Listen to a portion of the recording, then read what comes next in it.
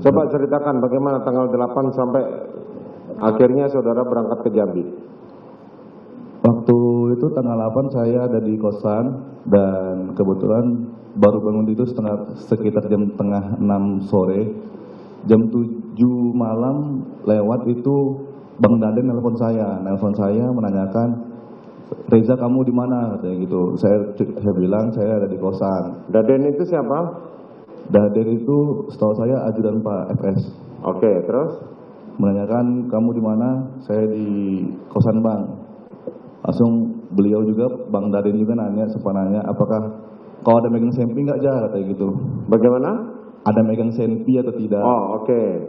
Megang senpi, saya bilang tidak ada Bang. Saya bilang, kan kalau senjata api, senpi, itu cuma pas kami piket aja.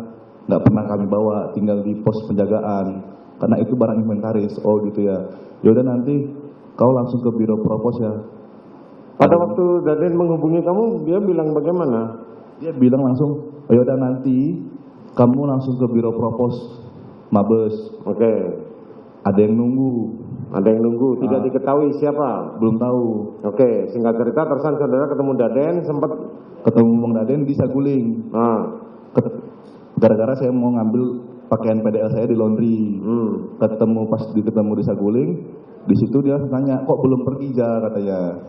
Saya PDL saya di laundry Bang, saya bilang gitu. Terus tuh masih lama enggak? Katanya, enggak Bang, bentar lagi kok, udah siap kok, saya bilang. Tukang laundry saya sudah telepon tadi. Ya udah, lu ada samping enggak? Katanya. Langsung meriksa dari pinggang sampai kaki. Terus tuh dia sempat nyuruh juga, buka bagasi motor, katanya gitu. Dia buka, digeledah, nggak ada.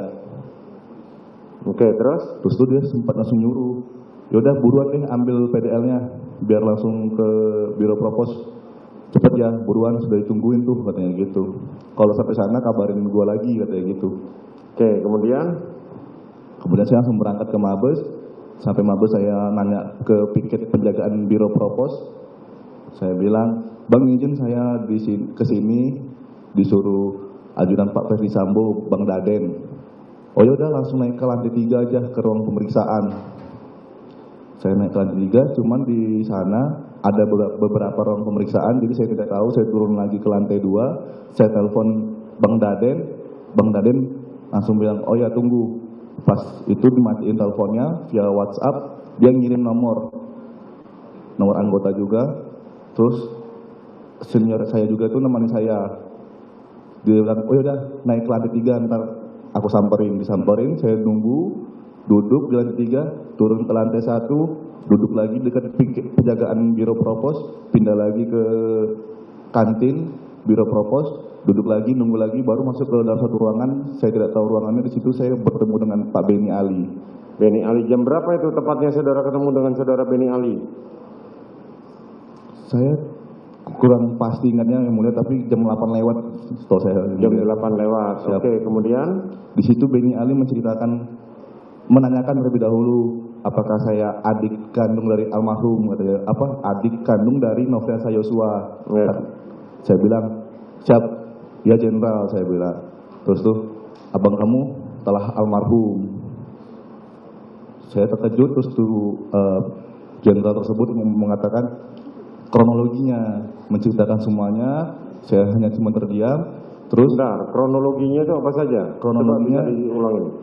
Dia menceritakan bahwa sepulangnya Ibu Putri dengan abang kamu Nofriansah Yosua dari Magelang menuju Jakarta, sesampainya di Jakarta, Ibu Putri naik ke atas ke rumah kediaman beristirahat, lalu abang kamu masuk ke dalam kamar ibu, melakukan pelecehan seksual, terus tuh sempat melakukan pengancaman, ibu berteriak dan didengar oleh beberapa ajudan. Tetapi saat itu yang merespon adalah Richard. Mungkin abang kamu panik, keluar lari dari kamar ibu Putri, sempat berpapasan dengan Richard, dan Richard sempat menanyakan, ada apa bang? Tapi abang kamu tidak merespon pertanyaan Richard, dia merespon dengan memberikan tembakan. Dan beruntungnya Richard bisa menghindar, lalu Richard membalas tembakan tersebut dan mengenai dada abang kamu, sehingga abang kamu sempoyongan, tidak karuan, menembak secara brutal, jatuh dan meninggal dunia. Oke, terus setelah saudara mendengarkan cerita itu, bagaimana respon saudara? Sedih, yang mulia. Sedih. Terus apalagi yang disampaikan oleh Beni Ali?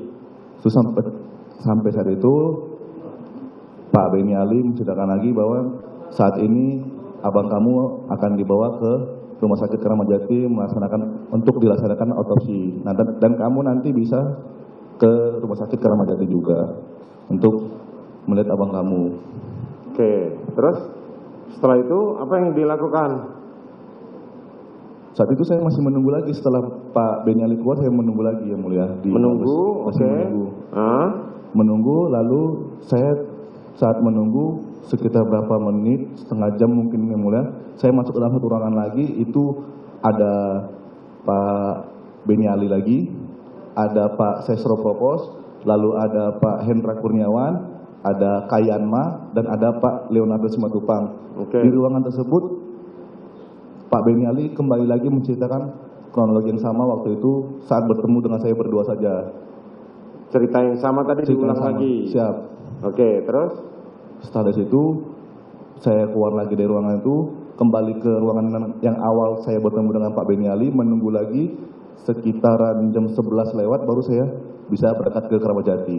Bersama siapa saudara berangkat ke Keramat Jati? Bersama Kayanma, didampingi Kayanma saya. Bersama dengan Kayanma Salim. Siap. Setelah itu sampai di Keramat Jati? Saya menunggu lagi sampai sekiranya pukul 03.20 pagi.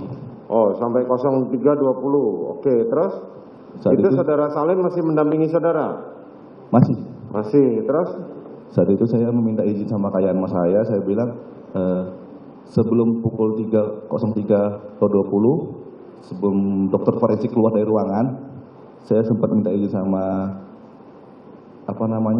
Kayanma saya bilang, izin komandan, apakah saya boleh memakaikan pakaian almarhum yang terakhir kali?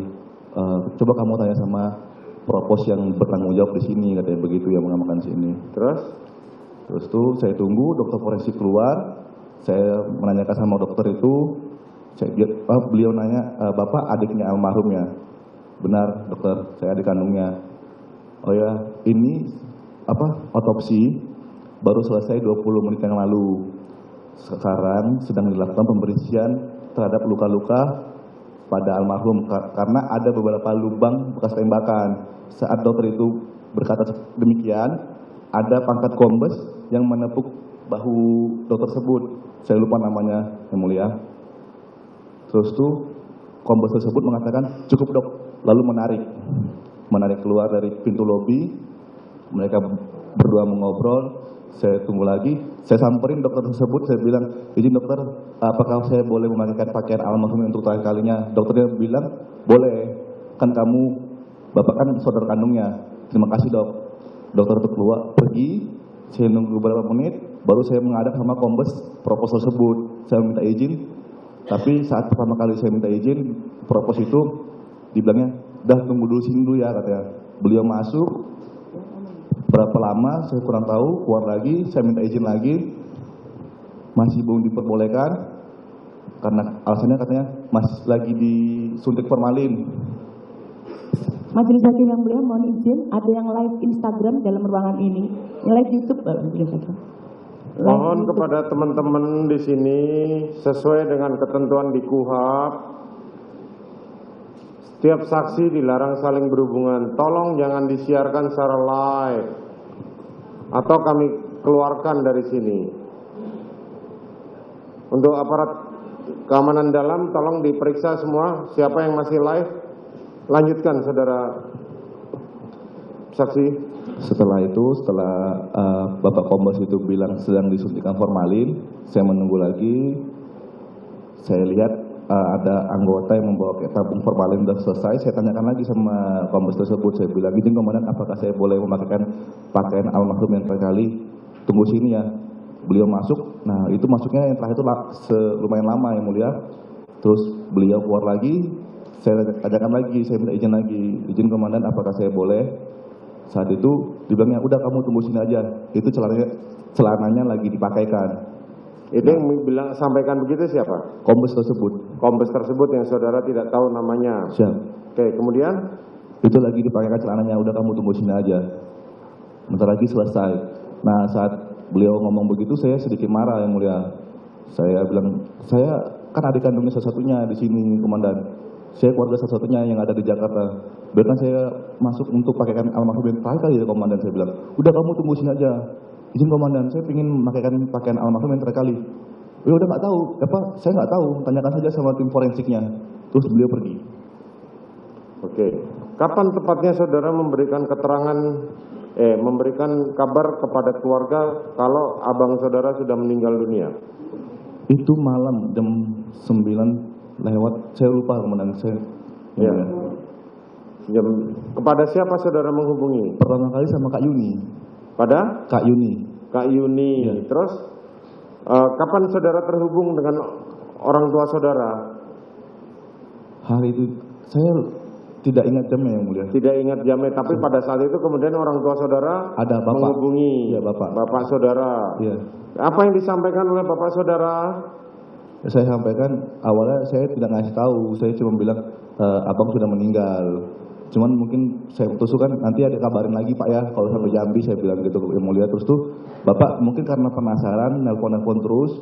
Saya sempat juga angkat lagi, saya bilang ya abang meninggal tembak-tembakan. Tapi saya cuma sampai itu aja, Yang Mulia, saya bilang.